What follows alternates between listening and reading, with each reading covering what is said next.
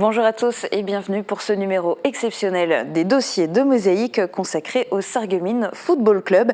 À 8 jours du match historique contre Niort en 16e de finale de la Coupe de France, quelles sont les stratégies du club sarregueminois? On en parle dans un instant avec mes 4 invités. Mais je vous propose d'abord de jeter un œil aux résultats de la primaire de la gauche dans le secteur. Reportage de Catherine Henrich. Près de 2 millions de personnes ont voté dans les différentes villes de France pour le premier tour des primaires citoyennes. C'est au-delà des espérances du PS. 7 530 bureaux de vote ont été mis en place dans l'Hexagone, dont 2 à Sarreguemines, 1 à Sarralbe, 1 à Rohrbach et 1 à Sarre-Union. Près de 700 électeurs ont voté dans les 2 bureaux de Sarreguemines. Évidemment que la distance, évidemment que la météo, quoique c'est une très jolie journée ensoleillée mais très froide. Alors bien entendu, ça peut avoir une influence, mais vu le monde qui passe, il y a quand même beaucoup de personnes qui ont été sensibilisées et qui veulent absolument voter aujourd'hui. Une vingtaine de personnes s'est relayée dans les 2 bureaux de vote à Sarreguemines. Le premier tour de la primaire de la gauche n'a pas autant séduit que celui de la droite. Au premier tour de la primaire de la droite, 5,15% d'électeurs s'étaient exprimés, et plus particulièrement dans les communes de Bitche, Sarreguemines et Rémelfin, contre seulement 1% pour cette primaire citoyenne. Comme sur le plan national, la majorité des votes a mis en tête Benoît Hamon, Manuel Valls et Arnaud Montebourg. Le prochain tour des élections se jouera donc entre Benoît Hamon, ayant obtenu 36% des voix, et Manuel Valls, 31%. Quel que soit le résultat du second tour qui se déroulera ce dimanche, les élus de gauche et les candidats sortants soutiendront celui qui remportera la primaire citoyenne.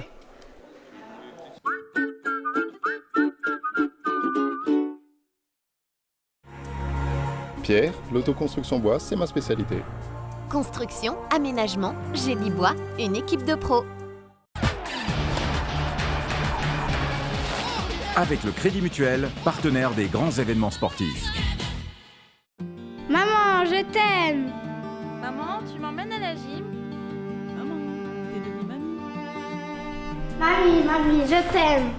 Oh, comme je suis contente de te voir. Alors, tu étais à l'école aujourd'hui? Ça s'est très très bien. Ah, je suis ravie. Alors, un appareillage auditif adapté permet de ne pas vous couper du monde.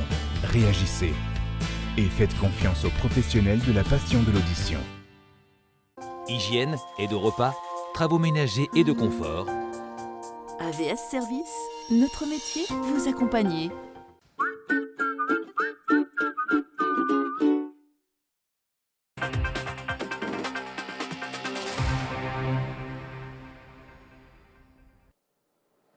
Le foot sarregueminois est sous les feux des projecteurs suite à la victoire historique contre le Stade de Reims en Coupe de France. La quadruple stratégie du SFC, c'est sans doute le secret de la réussite. Janer Metin, vous nous parlerez plus spécifiquement de la stratégie de jeu sur le terrain. Dan Lambert, directeur sportif du SFC, vous nous expliquerez la stratégie de recrutement des joueurs en amont.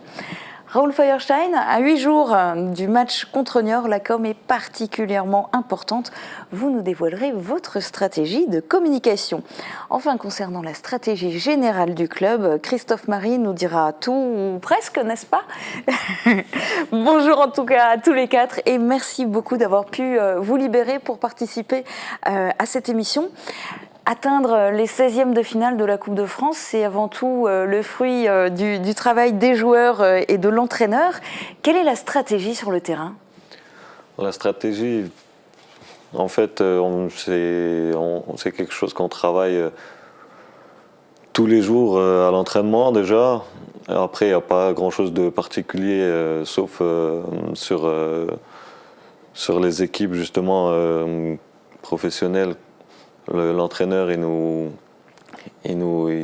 donne toutes les spécifiques de chaque équipe, en fait, toutes leurs caractéristiques de chaque joueur individuel et tout ça.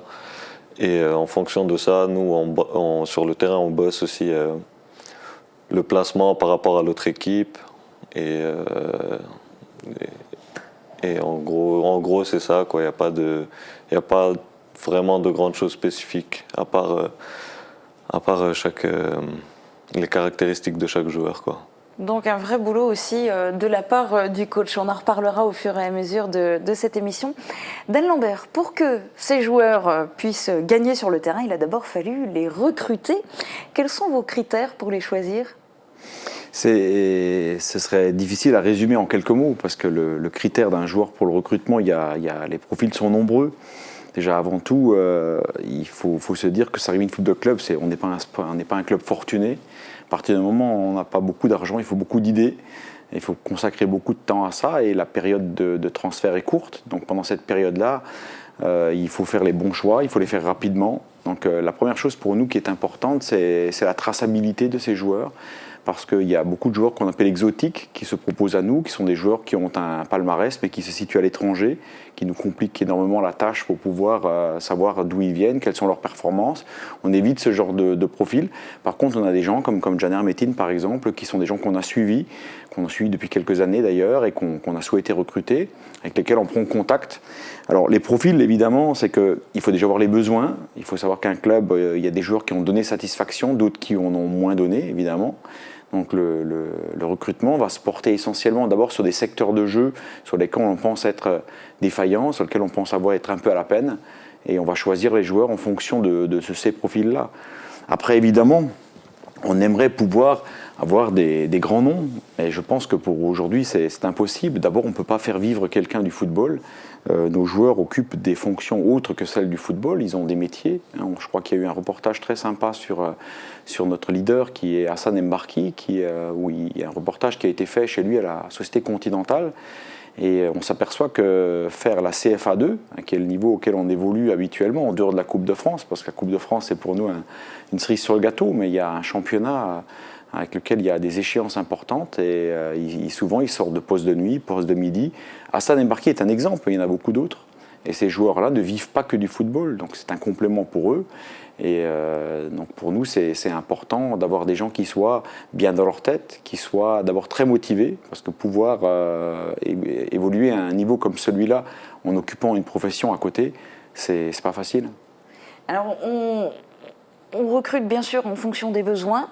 Après, il faut aussi réussir à convaincre le joueur de venir à Sarreguemines plutôt que d'aller ailleurs. Est-ce que d'avoir comme ça un superbe parcours en Coupe de France, est-ce que c'est un argument pour les faire venir ? C'est inévitablement un argument parce que Sarreguemines commence à faire parler de lui à travers ses performances, comme la 3e saison consécutive qu'on a un parcours exemplaire comme celui-là. Il faut le rappeler qu'il y a 2 saisons, on a eu ce parcours avec la qualification en Guadeloupe qui a fait énormément parler de nous. L'année dernière, avec déjà ces éliminations de Ligue 2 qui étaient Dijon et qui étaient Valenciennes. Cette année encore, donc évidemment ça fait parler de nous. Maintenant, est-ce que ça suffit pour un recrutement ? Disons qu'on s'est essentiellement appuyé sur les joueurs qui sont les nôtres. C'est encore délicat de faire venir des pointures. On a quand même essayé de faire venir des gens qui ont un palmarès à un niveau supérieur. Le problème, c'est que dans le football, un garçon qui a le niveau DH, il veut jouer en CFA2, et un garçon qui a le niveau CFA2 veut jouer en CFA. Donc le souci, c'est que convaincre un joueur qui a le niveau CFA, lui, il convoite une nationale. Donc le faire venir à Sarreguemines, c'est pas gagné. Après, on essaye de défendre nos arguments et pour certains, ils y sont quand même réceptifs. On a un bel exemple avec Janer Metin qui a été sensible à nos arguments parce qu'on était probablement de loin pas les plus généreux avec lui. Mais je crois qu'on a essayé de le convaincre à travers des arguments qui étaient l'aventure qu'on est en train de vivre, aussi l'organisation qui est la nôtre et à travers un tas de services tout au long de l'année qui permettent de mettre ces gens-là à l'aise. Christophe Marie, cette victoire, les victoires de manière générale, elles se gagnent bien sûr sur le terrain, mais finalement c'est aussi une bataille du club tout entier. Bien sûr, je voulais juste rebondir sur ce que disait Dan.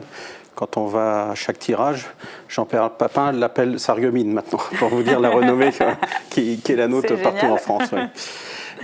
Oui, c'est un travail, outre les 11 qui rentrent sur le terrain, il y a tout un travail derrière d'une centaine de bénévoles, ceux du club, ceux de la ville. Et par exemple, contre le stade de Reims, le terrain a été gelé, les bâches, 11 bâches ont recouvert le terrain, ont été prêtées par la Fédération française de football, la chaufferie pareil.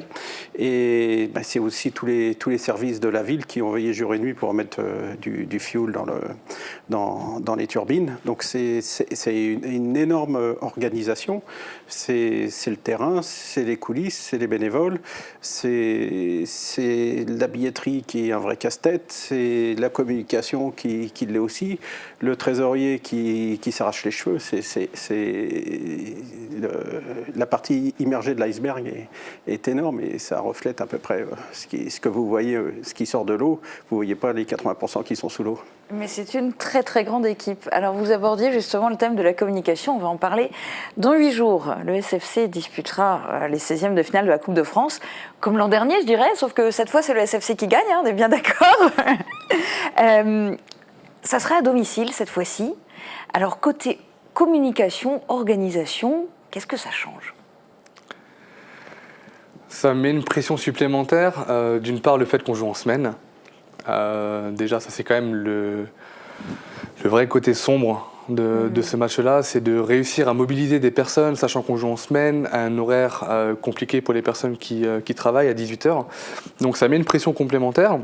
Difficile de mobiliser, pardon, mais côté bénévole ou les deux. Côté les deux. On a pu voir supporter. très rapidement quand on a annoncé la date officielle de la rencontre que beaucoup souhaitaient venir au stade, mais que ça ne collait pas forcément avec les horaires de travail.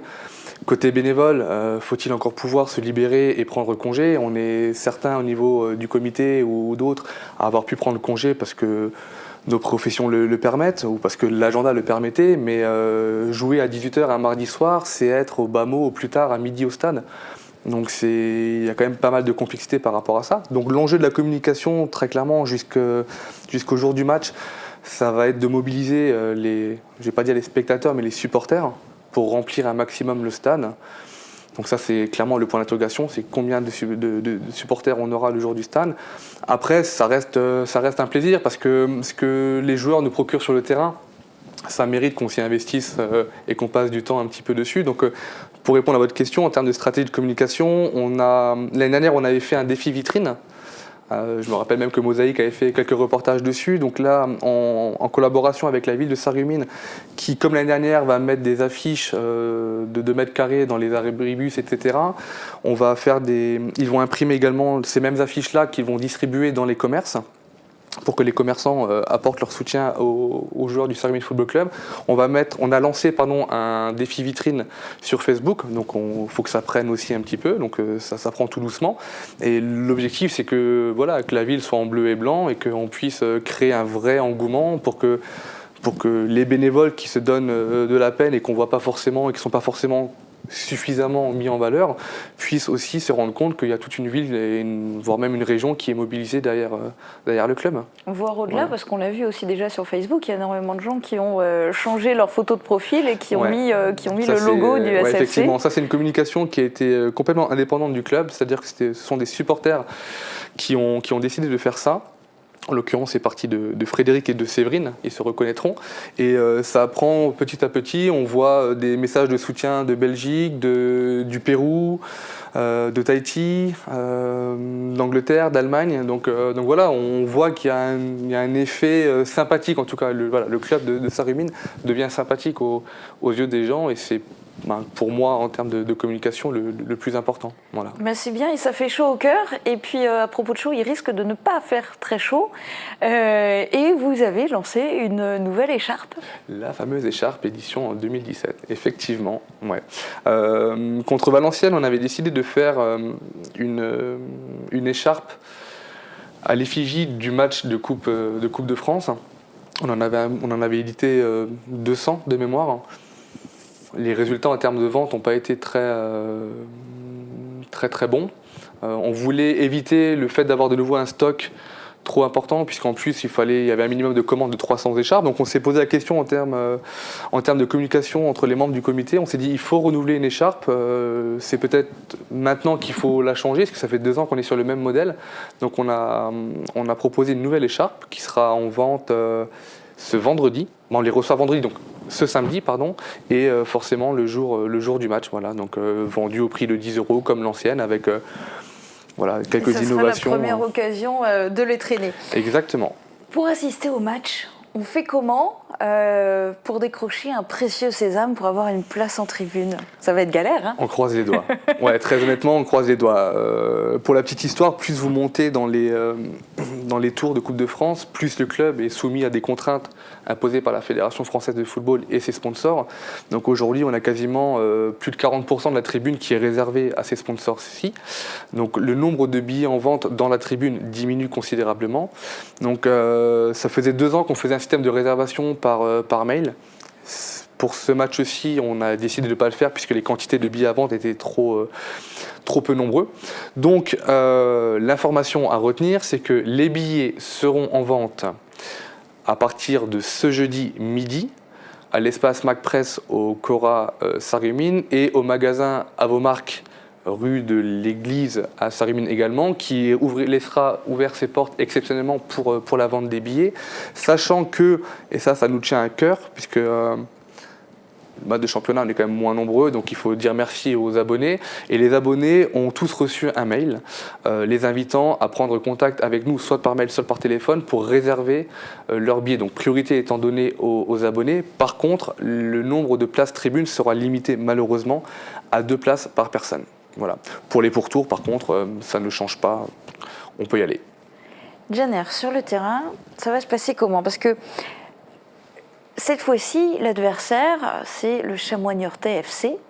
Cette équipe, l'an dernier, Sarre-Union l'a battue justement en 16e de finale de la Coupe de France.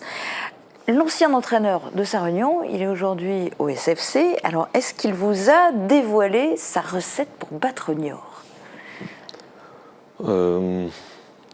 Sa recette, non, mais comme d'habitude, il va nous faire le plan sur les joueurs, sur l'équipe. Il va nous donner leurs qualités, leurs défauts, ce qu'il y a à faire, ce qu'il ne faudra pas faire, rester solide face à une équipe, de Ligue 2 justement, et il faudra rester sérieux pour encore une fois créer l'exploit, quoi. Oui, parce sinon, que c'est pas que le physique et la connaissance des éventuels points faibles de l'adversaire, c'est aussi le mental, tenir malgré la pression. Oui, tout à fait. Ça joue beaucoup la pression, c'est difficile. Est-ce que vous la ressentez en tant que joueur? La pression, on la ressent seulement à partir du coup de sifflet de l'arbitre, au moment où le match est engagé. Mais sinon, avant on n'a pas vraiment le temps d'y penser, vu qu'on a tous un travail à côté. Et que pour nous, c'est sûr, c'est un match à part, c'est un match exceptionnel, mais on n'a pas vraiment le temps d'y penser, quoi, malgré l'euphorie qu'il y a autour de tout ce match. Dan, Christophe, est-ce que vous, Eric, qui était donc à Sarre-Union l'an dernier, est-ce qu'il vous a dévoilé un petit peu des choses? Est-ce que vous savez ce qu'il y a intérêt à faire pour battre Niort? Ça restera du domaine d'Eric et de Sébastien et de ses coachs. On a quelques amitiés avec des clubs que Niort a éliminés au tour d'avant, et donc Sébastien et son staff connaissent ce dans le football. De ce niveau-là, ils se connaissent à peu près tous et ils vont prendre des renseignements chez les adversaires que Niort a battus. Après, pour revenir sur Eric, je pense qu'il a aussi une très bonne approche et une très bonne analyse du match de l'année dernière. Et il va faire part de toutes ses idées à Sébastien, il n'y a pas de souci. Niort, on a eu l'impression, encore une fois, au moment du tirage au sort, que vous étiez déçus, comme pas mal de joueurs d'ailleurs. Enfin, vous avez été nombreux au SFC à afficher un petit peu une déception. Vous auriez vraiment préféré une équipe de Ligue 1? On aurait pu aller à Bergerac un mardi soir. On aurait pu aller aux Herbiers au fin fond de la Vendée un mardi soir. On reçoit une Ligue 2, on est abonné, donc il ne faut pas faire la fine bouche, hein. C'est quand même des professionnels, c'est quand même une équipe qui a joué aussi en Ligue 1 il y a une vingtaine d'années. Donc il ne faut pas être déçu, c'est le tirage, c'est la chance. Quand on était avec le président de Lunéville, lui, s'il gagnait, il tirait Monaco, donc c'était le jackpot. Malheureusement, il a perdu contre Chambly, mais c'est le tirage, c'est la chance. Et puis on espère qu'au moins un jour, on sera récompensé de Thierry Néguin. Parce que Thierry Néguin, pour nous, c'est le Saint Graal. Mais imaginez pour les joueurs, sachant qu'ils iront sans doute pas en finale, c'est aussi l'apothéose d'une carrière qu'ils pourront se remémorer toute leur vie. Janer, envie de jouer contre des pros ? Bien évidemment, oui. Il faut préciser que Janer, il vient d'une carrière professionnelle. Il a eu peut-être davantage que pas mal de joueurs de notre effectif d'affronter des joueurs professionnels. Il l'a été lui-même. Il a notamment fait une très belle carrière en Allemagne où il a joué dans de très sérieux clubs allemands. Et je crois que c'est le souhait pour tout le monde. Quand vous vous qualifiez dans ces tours de Coupe de France, je crois que chacun a envie un jour d'affronter les meilleures équipes. Je ne crois pas qu'on a le droit d'être déçu d'avoir... Un jour, oui, mais pas trop tôt. Si, parce qu'il faut quand même se dire une chose. En fait, on est en train de banaliser l'événement parce qu'on pense aujourd'hui que Sarreguemines peut battre les Chamois-Niortais ou doit battre les Chamois-Niortais. Il ne faut pas oublier une chose, ça reste une montagne pour nous. Ça reste réellement une montagne. Oui, mais Sarreguemines doit quand même battre Niort. Il doit les battre, mais je crois que c'est un réel exploit, c'est un réel miracle qu'on fait à chacun de ces tours parce que, comme on le dit souvent avec Sébastien, je crois que si vous les jouez 100 fois, vous allez les battre une fois. Vous allez perdre 99 fois. On a eu la chance de le faire. On a fait le travail, évidemment. On a fait énormément de choses. Mais il faut se dire que les Chamois-Niortais restent pour nous une très grande équipe à battre. Après, avoir un jour un Sarreguemines-Monaco, Sarreguemines-l'OM, Sarreguemines-Paris Saint-Germain, évidemment que ce serait un rêve énorme. Mais je crois que la déception n'a duré que quelques minutes parce que j'étais il y a quelques jours dans les coulisses du FC Metz pour d'autres conversations. Et l'entraîneur du FC Metz me disait « Nous, on rêverait d'être encore à votre place ». Donc c'est vous dire que quand un club de Ligue 1 vous dit qu'ils aimeraient encore être en place en Coupe de France, nous on y est encore. Donc je crois qu'on ne peut pas faire la fine bouche à l'égard des Chamois-Niortais qu'on va prendre très très au sérieux. Ceci dit, on a en tout cas pris l'habitude que le SFC renvoie au vestiaire les équipes de Ligue 2. Et en Coupe de France, eh bien une victoire, ça ne rime pas qu'avec gloire. Financièrement, à chaque passage de tour, c'est le jackpot, ça rapporte combien ? C'est pas le jackpot, hein. Tous les montants sont publics et sont affichés sur le site de la FFF. Donc, je vais vous trahir un secret que tout le monde connaît. Pour arriver là, la FFF va nous virer à peu près 82 500 €, sachant que pour vos auditeurs, pour vos téléspectateurs, cette somme ne doit pas être prise brute de pomme comme ça en disant... C'est beaucoup, c'est énorme. Sachant qu'il y a pas mal de frais autour d'un terrain, il y a la sécurité, il y a la police, il y a les locations des divers matériels, il y a pas mal de frais aussi. Et tout ça mis bout à bout, et si je rajoute la dette du club qui, grâce à l'épopée de l'année dernière, a pratiquement été épongée, et grâce à l'épopée de cette année va être épongée, c'est une somme que je qualifierais de correcte. Mais bon, ça reste pas une grosse somme dans le budget d'un club, même si c'est une part importante du gâteau. Par rapport à l'an dernier, parce que finalement, pour le moment, c'est un parcours similaire à l'an dernier. Vous avez tous les quatre l'expérience de l'an dernier. Par rapport aux différents axes de stratégie qu'on a abordés là dans cette émission, est-ce qu'il y a des choses que vous changez ou que vous voulez encore changer là d'ici le prochain match, ou c'était déjà bien l'an dernier et vous refaites tout pareil ? Sur ce sujet, je voudrais parler au nom de Sébastien Meyer parce qu'il est quand même, en matière de stratégie sur le terrain, le premier concerné. Hein. Je crois que la grande différence par rapport à la saison précédente, c'est déjà de ne pas se déplacer. Vous savez, gagner un match à domicile contre Reims, c'est peut-être pas plus difficile que d'aller gagner un match à Granville.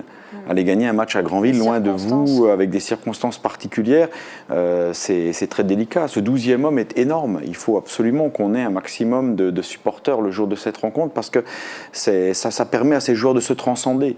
Il faut savoir que la performance qu'ils ont eue sur ce match-là, c'est une performance qu'ils n'ont pas encore eue depuis le début de l'année. Donc évidemment, on a de très bons joueurs, mais ils ne sont pas capables de répéter un match comme celui-là là toutes les semaines. Donc je crois que le 12e homme est réellement précieux et la chose qui va changer essentiellement, c'est la présence de ce match à domicile, qui est vraiment énorme. Je voulais rebondir aussi sur quelque chose quand vous parliez de stratégie par rapport à Caner Metin et par rapport au groupe. Je crois que Sébastien Meyer est réellement un grand professionnel. Hein. Je voudrais défendre un peu sa façon de faire parce que je crois que quand on élimine une Ligue 2, ça peut être un accident. Je crois que tout entraîneur peut avoir à un moment ou un autre un coup de chance, peut avoir quelque chose. Je crois que le chemin qu'a parcouru aujourd'hui Sébastien Meyer dans ce parcours ne laisse plus rien au hasard. Et je crois qu'il n'y a pas de chance là-dedans. Je crois qu'il y a un travail énorme et méticuleux. Je le vois à l'œuvre. C'est quelqu'un qui s'absente complètement de sa vie de tous les jours pour aller se concentrer sur son visionnage des vidéos et de tout ce qui est ce qui gravite autour de ses équipes adverses. Je crois qu'il laisse vraiment rien au hasard. La partie qu'il transmet aux joueurs est une petite partie, est un concentré de ce qu'il a travaillé, mais c'est des heures de visionnage, c'est des heures de réflexion, et que je crois que ce qu'il vient leur mettre en place, c'est leur fonction à eux, mais cette stratégie qui pour eux leur paraît commune, puisqu'ils l'entendent tous les week-ends, cette analyse qui est faite est d'une énorme précision, et je crois qu'on a vraiment un stratège à Sarreguemines avec Sébastien Meyer qui vraiment est du niveau professionnel. Je crois pouvoir le dire parce qu'il y a quand même des gens qui ont quitté Sarreguemines et qui ont rejoint un monde professionnel. Je pense à Saïdi Daza, je pense à d'autres joueurs qui nous rendent des comptes et qui peuvent nous dire et qui peuvent en témoigner. Je crois que les méthodes de Sébastien Meyer appartiennent au monde professionnel. Quant à nous, pour rebondir sur la question, chaque match qui suit, on a une réunion de comité et on se dit si c'est à refaire. Et après, chacun s'exprime sur les points qu'il a aimés et qui ont été améliorés et sur les points noirs. Donc il y a toujours quelques points noirs, sachant aussi que nous, à Sarreguemines, nous avons un public, je dirais, d'amateurs qui veut faire la fête quand on gagne. Et quand on arrive dans la cour des grands comme ça, on n'a plus le droit aux envahissements de terrain, on n'a plus le droit aux pétards. Enfin, bien sûr, les pétards sont interdits, mais à tous les débordements, à une armée de gens inconnus dans les vestiaires. Et tout ça, ça fait aussi que on progresse aussi là-dessus, parce que c'est devenu très très professionnel, très carré, et puis c'est pas toujours pour nous Sarregueminois un monde qu'on connaît et qu'on partage. En 2 mots, parce qu'on arrive à la fin de l'émission, la com, tout va bien, on reprend et on continue. La com va bien, ça va. Non, mais pour conclure sur l'aspect, on va dire, stratégique, pour reprendre votre terme, on est tous d'accord là-dessus. On a un stratège, Sébastien Meyer, on sait que le boulot sera fait. On a des joueurs dans lesquels on a 100% confiance, voire 200% confiance, et on sait qu'ils vont sortir le match le jour J. Ce que l'on cherche au niveau du club, que ce soit moi le communicant ou le président, le directeur sportif, c'est de trouver un vrai public les jours de match, de coupe, parce que l'on remplit le stade, et de trouver également ces supporters-là qui vont accompagner l'équipe en championnat quand ça va peut-être un peu moins bien, quand on a besoin d'avoir ce petit coup de boost complémentaire. Et c'est là le réel travail. Alors ça fait 2 ans qu'on travaille dessus vraiment très dur, on n'est pas encore arrivé au bout, mais voilà, si on devait faire un dernier appel aujourd'hui à vos téléspectateurs, c'est venez nombreux, faites comme vous pouvez, mais venez au stade, venez nous encourager, les encourager, parce qu'ils en ont grandement besoin et que l'exploit, il n'est pas si loin que ça. Eh bien, l'appel est lancé. Merci beaucoup à tous les 4 d'avoir été mes invités aujourd'hui. Je vous laisse retourner aux préparatifs, non pas du match, mais de la victoire. On est bien d'accord. Alors, nous ne pouvons malheureusement pas diffuser en intégralité et en direct le match, puisque c'est France Télévisions qui détient les droits pour la Coupe de France. Mais bien entendu, Mosaïque sera aussi au Stade de la Blise. Rendez-vous mardi 31 janvier pour écouter en direct le commentaire du match. Et puis, juste après la rencontre, le résumé en images avec les buts et les plus belles actions. Et puis nous vous montrerons bien sûr aussi les coulisses de cet événement. Très bonne journée à tous, à demain.